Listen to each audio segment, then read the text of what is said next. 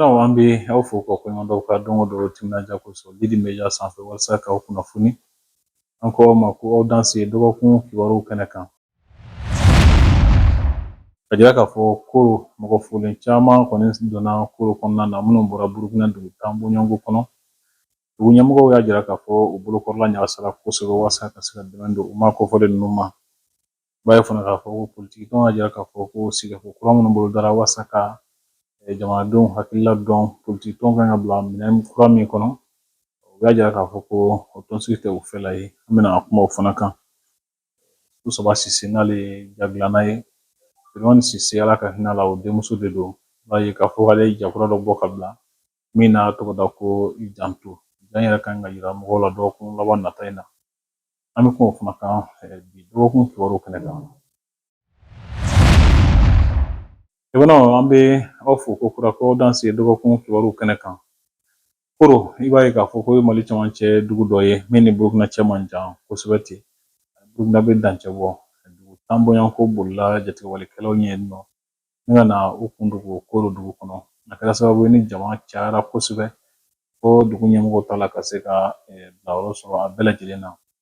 bolokɔrɔla ɲagasalen don kosɛbɛ an sera ka dugu mɛri ka danga fɔlɔ Isa Sagara ale ni mɔgɔ fulen ninnu dɔn ka sira sɔrɔ an k'o lamɛn ni kumakanw senfɛ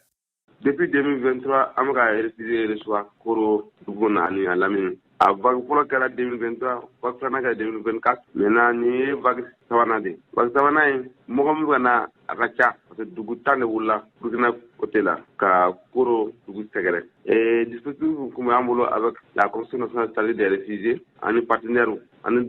dugutigi ni a conseiller ani préfecture mairie et service tɔ hydraulique développement social ani force de sécurité police ni gendarmerie maintenant sisan mɔgɔ bɛ na nin ye a tile saba de an bɛ ka site ɲini k'aw bila o yɔrɔ la site fila kun b'an bolo nka site fila nin bɛ fara mɔgɔw bɛ cour kɔnɔ dɔw ka wali cour kɔnɔ dɔw bɛ kuruba kɔnɔ hali sisan dɔw bɛ ka na dɔw sera sira la u ka na maintenant an bɛ ka disposition ta avec la commission chargée des réfugiés CNTR ani partenaires pour que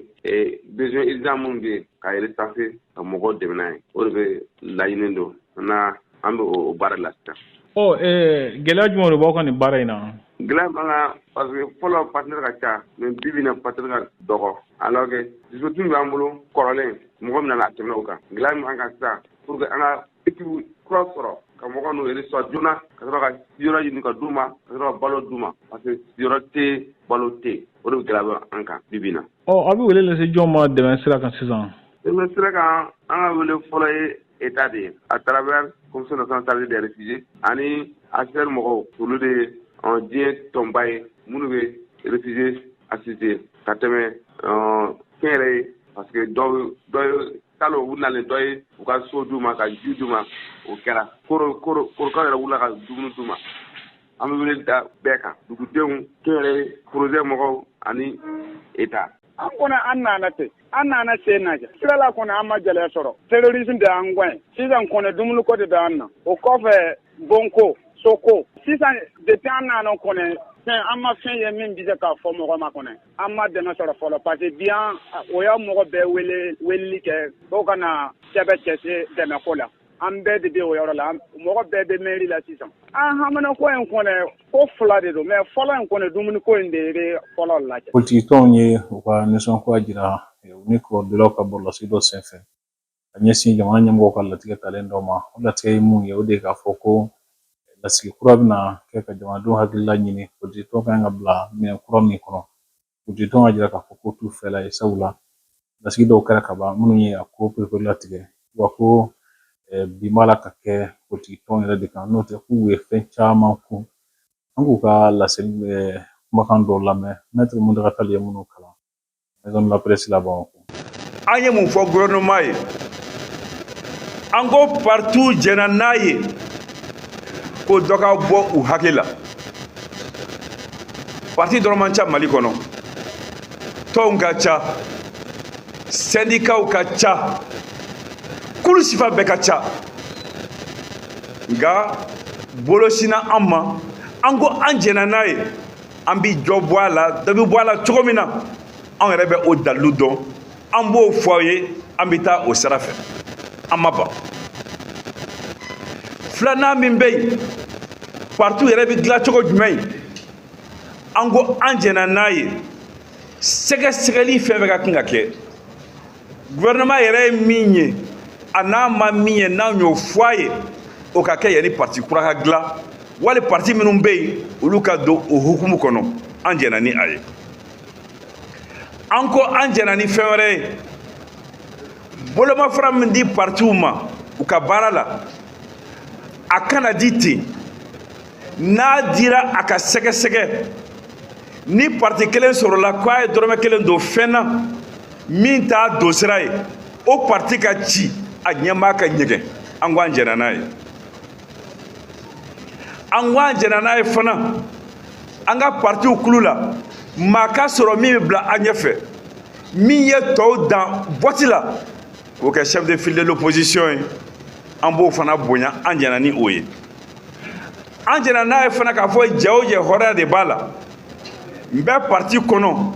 n b'i bɔ ka taa yɔrɔ wɛrɛ parti min kɛ député ye wali maire ye k'a sɔrɔ i ma tila o maire n'o député ya la an kana don o kɔnɔ an kana kɛ fana parti dɔ ka wuli k'a fɔ ne tun bɛ majorité la n bɛ taa opposition na parce que n ma jɔyɔrɔ sɔrɔ wali n bɛ opposition na n bɛ taa majorité la parce que vote sera an k'o fana kɔn nin fɛn damadɔ de tun ɲinina assise nationale fɛ de la refondation n bɛ segin a kan an jɛnna n'a bɛɛ ye wa an ye koron dɔw fara a kan assise tun ma min ɲini an ye nin fɛn minnu fɔ tan assise nationale tun y'a fɔ ka bɛn a kan nka a ma da o ma gouvernement yɛrɛ y'a ta ka taa n'a ye CNT la k'a fɔ CNT maaw ye anw bɛna baara kɛ ni nin hakilila de ye ni aw CNT jɛnna n'a ye CNT ko k'ale jɛnna n'a ye a kɛra a bɛ fɔ min ma programme d'action gouvernementale gouvernement CNT jɛnnen n'a ye gouvernement ka baara kɛ kolo kɔnɔ a ye sɛbɛn dɔ dilan ko cadre stratégique de la refondation de l'État k'a fɔ an bɛna ni yɛlɛma ninnu kɛ cogo di an b'a kɛ waati jumɛn ye ani jɔn bɛ jɛ k'a kɛ an ye nin fɛn minnu fɔ bɛn kɛra o fana kan o cadre kɔnɔ gouvernement ye sɔnna o ma n'a bɛ fɔ k'a y'o valider ni o kɛra e ye anw ɲininka e minisiri ko an ka hakilila fɔ i y'a kɛ bonya kɔnɔ an y'a yira k'a fɔ an bɛ gouvernement fo ni hakili ɲuman ni bonya na an fana b'a jaabi bonya kɔnɔ an y'o jaabi bila ka taa ni o ser'i ma min kɔni bɛ yen n'an bɛ bonya kɔnɔ halisa dɛ i b'a fɔ de partiw ma n y'aw ka jaabi ye a ye na a ye min fɔ n sɔnna an bɛ o waleya a ye min fɔ nin yɔrɔnin in na fili b'a la an bɛ o lakile wali a ye nin min fɔ nin bɛɛ ye nkalon ye an b'a fili kɔfɛ nka an bɛ sigi ka kuma jɛgɛfɔ ye damu de ye o anw bɛ o jɛmukan de ɲini an k'o jɛgɛfɔ kɛ mɛ anw ɲɛ tɛ fɛn na an bɛna se ka bɛn min kan bari anw ye min fɔ assise y'o de fɔ n'an kun seginna ka kuma o la ni an bɛnna min kan gouvernement b'o ta ka taa n'o ye conseil des ministres la conseil des ministres bɛ bɛn o kan n'o banna tuma min na sa o sɛbɛn fana o bi ta ka bila ka taa CNT la kokura CNT bi hakilila di o kan a bɛ kɛ loi ye min bɛ boli bɛɛ kan o kɔnɔ n'a ka di CNT ye a b'a fɔ partiw ye min fɔ gouvernement ye min fɔ o ti bɔli kɛ n bɛ force vive wele k'u ɲininka wali n bɛ kari ni kari wele ka na assemblée kɔnɔ hakilila min b'u la u k'a fɔ ma min faamuya u k'o fɔ n ye min b'a kɔnɔ u k'a perepere latigɛ jamana bɛ baara tan de jamana bɛ mara tan de an filɛ ka nin min fɔ anw ka laɲini tɛ dɛ sariya ka kuma don mara tun tɛ kɛ ni fanga ye mara bɛ kɛ ni sariya lakilenni de ye o min ma kɛ sa o de ye an kɔnɔ guwan o kɔnɔ guwan kɔnɔ sa an ko an y'a mɛn ko wele kɛra jamanadenw ma parti ko la parti ka marako la u ka n'u hakilila fɔ an ko fɛn fɛn ye ka kan bɔ malidenw ma a ye na aw hakilila fɔ maliko la an bi tɛgɛrɛ fo kun bana para para para para o de y'anw yɛrɛ hakilila ye o de cɛ ka ɲi nka a ti kɛ ten ka wuli ten k'a fɔ n b'a kɛ ten o tɛ a bi kɛ mun kan a bi kɛ cogo jumɛn ye a bi kɛ waati jumɛn ye jɔn bi wele a kɛnɛ kan o fana ye fɛn dɔw ye min dɔnnen don. O kɔfɛ bange baarakɛlaw ka lafasatɔn bɛ wele ko Sinabɛfu ɲɛmɔgɔ y'a jira k'a fɔ k'u ni jamana ɲɛmɔgɔw ma ɲɔgɔn faamu fiyewu u ka laɲiniw ko la laɲini minnu n'u y'a kɛ a bɛ ɲini ka dɔgɔkun 2 bɔ ko n'olu ma sabati k'u bɛ taa baarabila la nin dɔgɔkun in kɔnɔ i b'a ye k'a fɔ ko o sigikafɔ hukumu kɔnɔna na u y'a wajibiya k'a fɔ ko ka mɔgɔ minnu bɛna don kaso la olu ka bila minnu yɛrɛ fana gɛnna ka bɔ baara la olu ka segin ka taa baara la ko kura ye n'o tɛ k'u tɛna baara daminɛ fiyewu an k'u ka ɲɛma danga ka ɲɛfɔli lamɛn n'o ye Abilaye Keyita ye. An ye baarabila sɛbɛn min déposé k'a yira k'a fɔ ni an ka laɲiniw ma sabati an bɛna baarabila kɛ mun bɛ daminɛ nin kalo tile 17 ka tile 3 kɛ après n'a ma ɲɛnabɔ ka tile 5 kɛ an kɛlen ka sɛbɛn bila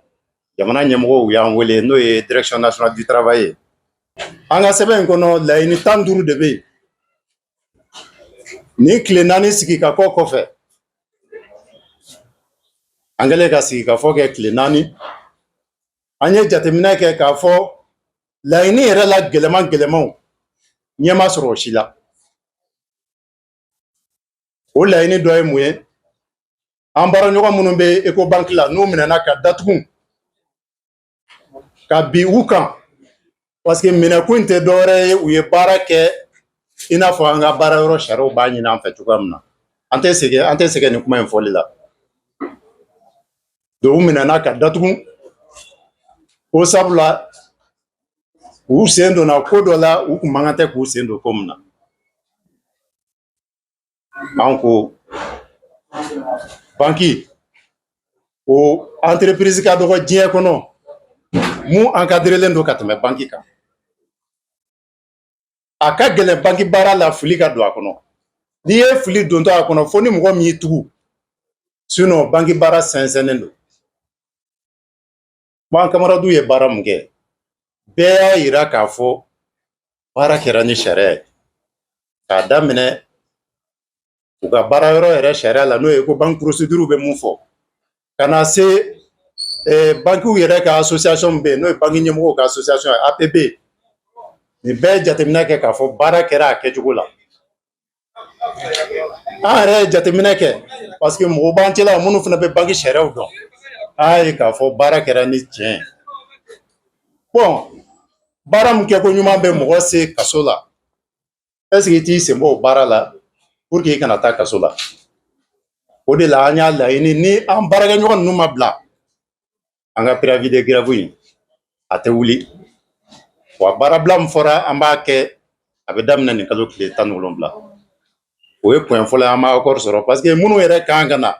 pour que an n'u ka sigi ka kuma an ma mɔgɔ ye donc o point fɔlɔ bɛn ma k'o kan point filanan jumɛn bɛ yen ni an ma bɛnkan sɔrɔ an baaraɲɔgɔn minnu bɛ UB Farm na mɔgɔ 100 ani mɔgɔ 58 u gɛnna ka b'u ka baara la parce que u wulila ka laɲini kɛ pour que u ka se ka bila u ka hakɛw kɔnɔ san 1 ani kalo 5 ni dɔɔni u bɛ kɛnɛ ma layidu tɛ layidu ye mun dira ma k'a fɔ u bɛ segin u ka baara la joona joona mais hali bi u bɛ kɛnɛ ma an kɛlen ka ɲɔgɔn sɔrɔ nin négociation kɛnɛ kan an ye an ka laɲini kurakuraya tuguni sabula kuma daminɛ directeur national mun bilala ka ko yɛrɛ ɲɛmɔgɔya kɛ négociation ɲɛmɔgɔya kɛ a y'a yira bɛɛ la k'a fɔ an welela faamaw fɛ ale b'a ɲini bɛɛ fɛ bɛɛ ka Mali lajɛ an ka Mali lajɛ an ka bɔ nin kɔnɔ an ko Mali de bɛ an dusukun na kabini ko daminɛ o de y'an se nin ma n'i y'a ye an sɔnna ka muɲu ka san 1 ni kɔ kɛ an bɛ wulikajɔ la an bɛ delili la an ɲɛ bɛ Mali de la sinon nin t'an baara kɛcogo ye donc n'a bɛ nin niveau la minnu y'u gɛn ka bɔ baara la kuma ka kan ka k'olu de fɛ u ka Mali lajɛ bi u ka mɔgɔ ninnu wele u ka sigi u ka baara kɔnɔ u ka hakɛ minnu perdilen don hakɛw ka d'u ma olu dɔrɔn tɛ o a ɲɔgɔnna tun bɛ baara kɛ petroleum na a ɲɔgɔnna tun bɛ petrobama la mais faamaw kɛlen k'u wele k'a yira u la k'a fɔ u ka Mali lajɛ Mali ka basigi lajɛ u sɔnna ka sigi u kɔ bibi in na an ye bɛnkan sɔrɔ pour que o baarakɛlaw ka sigi u ka baara la munna i BIFAR ɲɛmɔgɔw t'o kɛ olu t'o kɛ sabula u bɛ Mali sanfɛ u jigi b'u ka wari kan u y'o de yira an na wa u b'o de waleya k'a fɔ olu ka wari bɛ yen n'an taara kiri la a tɛ daja an na wa an b'o de ye kɛnɛ kan o de la nin sen an ko n'u ma segin baarabila in bɛ kɛ dɛ n'a mɔgɔ 158 ma segin u ka hakɛ kɔnɔ an bɛ taa grève la o ye point ye an tɛ se ka jɛ mun kɔ fiyewu ka fara Ecobank ta in kan point sabanan min bɛ yen n'an ma bɛnkan sɔrɔ o la o ye bɛrɛbɛn association bɛrɛbɛn ale ye banki fitinin dɔ ye kabini san 2 ɲɔgɔn na o baarakɛlaw gɛnna ka b'u ka baara la sabula u ma dɔ wɛrɛ foyi ɲini k'u ka baarada ɲɛmɔgɔ k'i bɛrɛbɛn ni Mali sariyaw ye a ma sɔn an ye baarabila boloda an welela ministriw fɛ k'a fɔ an ye an ka jamana lajɛ an k'an ka baarabila sɛbɛn an k'a suspend olu bɛ layidu d'an ma dɔgɔkun 3 nin ko in bɛɛ bɛ ɲɛnabɔ san 2 de filɛ nin ye bi halisa a ma ɲɛnabɔ o de la an ko komi ale bɛ jamana sanfɛ jamana dun kɔnɔ n'i b'i ka société dayɛlɛ sariya dɔw de bɛ ɲini fɛ i k'i bɛrɛbɛn n'olu ye o sariya dɔ ye mun ye an ka gafe min bɛ yen n'a bɛ fɔ a ma code du travail o de b'a yira k'a fɔ hakɛ dɔw bɛ yen o kan ka di baarakɛlaw ma n'i m'o kɛ i ye sariya sɔsɔ wa i ka yamaruya sɛbɛn bɛ se ka minɛ i la sabula e banna k'i bɛrɛbɛn ni jamana ka sariyaw ye donc komi a ko a t'a kɛ a welela yɔrɔ o yɔrɔ a ko a t'a kɛ hali o don a welelen sigikafɔ la a y'a yira k'a fɔ ale t'a kɛ ni ninnu seginna baara yɔrɔ la c'est comme o y'ale salen de donc mɔgɔ min b'o position na a tɛ sɔn mɔgɔ si bolo jamana ɲɛmɔgɔ si tɛ yen n'a sɔnna mun bolo donc an ka sariya appliquer donc o de la an ko k'a ka agrément minɛ a la sabula ale y'a yira k'a fɔ foyi man d'a ye ni désordre tɛ bon jamana n'an bɛ basigi nɔfɛ an man kan tɛ ka jɛ ni o waleyaw ye o kɔfɛ lafasatɔn wɛrɛ min bɛ wele ko FNPCAB o fana ye banki baarakɛlaw ka lafasatɔn dɔ ye olu y'a jira k'a fɔ ko baarabila min kuma b'a la ka fɔ ta sinɛ bɛ mɔgɔw fɛ k'o tɛ olu fɛ ka u ye u ka tɔndenw wele lasigiba dɔ kɛnɛ kan ni ka ɲɛfɔli fana kɛ o sira kan an ka nin kumakanw lamɛn a ɲɛmɔgɔ dɔw da la an ye bi réunion wele FNPCAB mɔgɔw o y'an ka fédération de commerce assurance banque pour que ka premier mai min jɔra min bɛ na sisan bɛɛ b'a dɔn confédération syndicale des travailleurs du Mali an affilié don o de la ani syndicat caman wɛrɛ an y'o décision ta confédération syndicale la ani an tɔɲɔgɔnw minnu ye union syndicale des travailleurs du Mali confédération malienne des travailleurs du travail ani confédération démocratique du travail syndicat naani olu bolo di ɲɔgɔn ma k'a fɔ k'u bɛna premier mai préparer premier mai ni an b'a fɛ ka défilé de kɛ ACI la Amdalaye place du cinquantenaire donc ni syndicat ba naani olu de tɛ di ɲɔgɔn ma k'u bɛna o défilé organiser comme an ye fédération de ye an affilié don système la c'est normal an fana ka hakili di ɲɔgɔn ma an ka lajɛ an ka participation bɛna kɛ mun ye nin défilé in na o de y'a kɛ an ko bi an ka hakili di ɲɔgɔn ma an ka réunion na an ka se k'a dɔn an bɛna labɛn cogo di pour que fɛn bɛɛ ka ye nin défilé nin na. Point filanan ye min ye o ye kabini waati dɔɔni bɛɛ b'a ye réseaux sociaux kan ko syndicat dɔ bɛ o bɛna grève kɛ en général u b'a fɔ syndicat de banque o de don SYNABEF. Bon u b'u ka droit de défend an t'o contre la mais an min ye fɛn bɛɛ ka bi ye an fana bɛ assurance banque ani commerce la an ma wele nin kɛlɛ nin na an sen t'a la donc an b'a ɲini an ka militants bɛɛ ma bɛɛ ka taa ka baara kɛ yɔrɔ la o tɛ k'a fɔ ninnu ka kɛlɛ tɛ kɛlɛ dɛ mais nin kɛlɛ ni an sen t'a la an b'a ɲini an ka mɔgɔw bɛɛ fɛ u ka taa u ka baara la an y'an ka réunion kɛ nin point ninnu de kan o ye bon point fitinin dɔw bɛ yen min bɛ fɔ divers o ye réunion ye ni extraordinaire. Seko Ndongo sira kan Susaba Sise ale ye a ka jakura dɔ bɔ ka bila malidenw ka bolo kan jaabi n'a tɔgɔ da ko i janto a ye yala kɛ mɔgɔ minnu bolila ka bɔ siyɔrɔ la ka sababu kɛ kɛlɛ ye olu dagalen don yɔrɔ min na ka t'u hakililaw ta gɛlɛya minnu b'u kan n'u b'a fɛ mali gɛlɛya in ka ɲɛnabɔ cogo min na ala jɛ ɲɔgɔn fɛ ni ka Susaba Sise lajɛ kelen kɔ ka ja in jira kunnafonidilaw la. Ja mun don a kɛra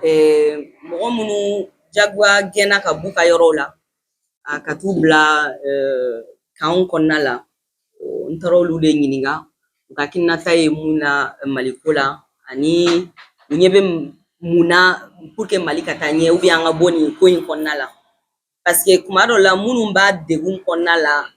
a fiɲɛ de bɛ se anw dɔw ma yan mais minnu yɛrɛ b'a kɔnɔ n'i y'olu ɲininka olu ka hakilinata n'anw ta tɛ kelen donc et comme hali ni journalistes bɛ taga yen ou bien hali ni mɔgɔ wɛrɛw bɛ taga yen souvent a bɛ se ka kɛ a bɛ kɛ famille de a ka gɛlɛn k'a fɔ ko mɔgɔ wɛrɛw ka taa k'a fɔ k'i bɛ film k'u kan pour que ka se ka bɛɛ ka hakilinataw fara ɲɔgɔn kan faamuyali sɔrɔ et donc an ye film in kɛ o de sababu la pour que an ka se ka hakilinata dɔn u bɛ se k'anw fana dɛmɛ cogo di an ka se ka faamuyali kɛ ko in na n'an fana bɛ se ka dɛmɛ mun d'u ma o fana ka nɔgɔya anw ma peut-être a se tɛ anw ye anw ka se kun ye mun ye ka caméra ta ka ɲɛsin u ma pour que kumakan b'u bolo an ka se k'a lase ni dɛmɛ bɛ se ka na cogo min na a dɛmɛ ka na ten mais olu kelen ma kɛ mɔgɔw ye minnu ɲininkara film in kɔnɔna la an ye mɔgɔ wɛrɛw fana ɲininka la pour que ka se ka an ta ni bila dɔn kɛlɛko in na parce que mankan bɛ yen a cayara kuma cayara a fɛnw cayara mais a daminɛna cogo min na a bɔra cogo min na hali bi ne b'a dɔn denmisɛnnin caman bɛ yen bi i b'o ɲininka u b'a fɔ dɔrɔn de mankan bɛ tan mais an t'a dɔn exactement an dun b'a dɔn pour que an ka taa ɲɛ tiɲɛ in de f'a ka fɔ de a ka kunna mais il faut k'a ka fɔ de pour que an ka se k'a dɔn fɛn mun bɛ yen an sen bɔra yɔrɔ min na an bɛna sen bila yɔrɔ kura min na an ka se k'a dɔn an bɛ taa yɔrɔ min na film in kɛra o de ye sansi bon gɛlɛya fɔlɔ yɛrɛ kɛra fɔlɔ min ye projet la ne tun ye muso ye yɔrɔ bɛ yɔrɔ la muso tɛ taga yen k'a fɔ k'i bɛ sigi ka kuma mɔgɔw fɛ donc o kɛra gɛlɛya fɔlɔ ye ne de kelen tun ye muso ye an ka équipe la en plus ne de fana tun bɛ projet diriger donc ka se o yɔrɔ la ka taa yɔrɔ la ka u ɲininka o kɛra gɛlɛyaba ye filanan fana na financement ma d'an ma parce que a fɔra an ɲɛna wagati dɔ la ko projet in ka bon kojugu peut-être olu ka financement ma dɔw b'a fɔ ten ko c'est trop ambitieux n taara o fɔ bamanankan na cogo di donc pour que olu ka se ka financement d'a ma donc wagati dɔ fana na a fɔra an ɲɛna fana ko parce que n ye karisa den ne man ka gɛlɛya sɔrɔ financement sɔrɔli la donc n jɛra financement la o fana na tuguni